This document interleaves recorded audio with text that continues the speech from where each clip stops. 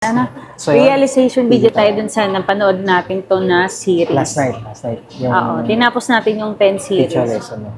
So, para sa akin, overall, yun, kumbaga, sinamarize ko na no, yung comment, yung pinaka-ano ko dun. Aral, from the word teacher lesson. So, talagang may values, may matututunan tayo dun.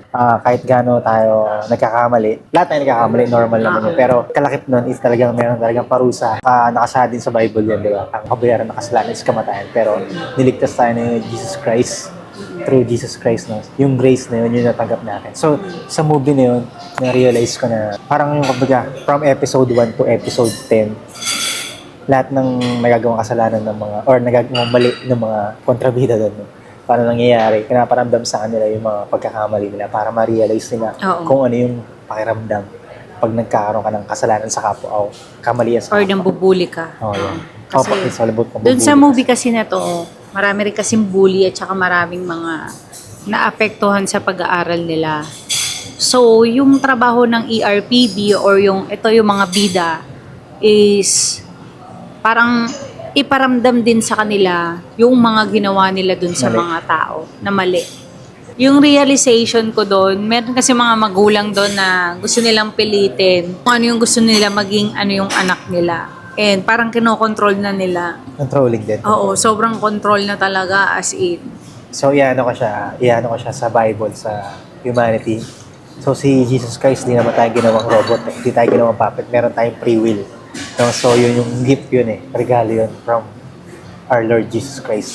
So, yun din yung gustong palabasin sa movies sa pag masyado tayong controlling sa mga anak natin or sa mga asawa natin or sa kahit kanino pa man. Diba? Oo, sobrang controlling ng ibang magulang doon. To the point na nakikita na agad nila yung future pag ayun yung ginawa nila. So, ayun nga yung pinaka one thing lang, yung mahaba.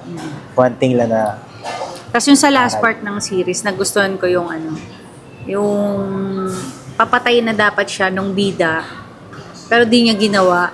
So parang sumigot siya na, ano ka, si Jesus Christ ka? So doon talagang talaga siya sa heart ko kasi at least alam ng movie na yon na, 'di ba, na forgiveness. 77 times sa ating mga nakakaaway. Yes. And hinayaan ng bida na ipasa batas niya na lang talaga. Pagsisihan yung mga pagkakamali. And gano'n rin si Jesus Christ kasi niya iparamdam pa rin sa atin kahit ilang beses tayo nagkakamali. Gusto niya tayong magsisisi sa mga kasalanan.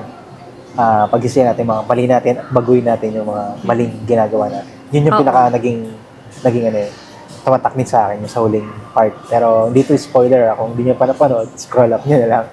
Pero kung napanood niyo na, yun yung pinaka para sa akin kasi pag nanonood ako ng movie, ang laking bagay pag may values kang natututunan yung ma-apply mo sa buhay.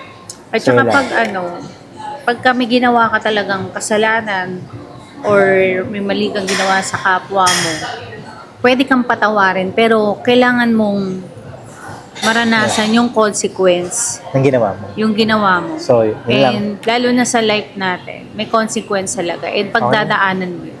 So yun guys, may gusto lang akong basahin sa Bible verse and sa scriptures at maaaring baunin natin. No?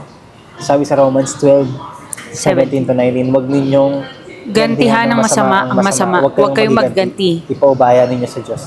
So yun yung pinaka naging ng story talaga. So hanggat maaari, yung si Lord bahala sa mga nakakasakit sa atin.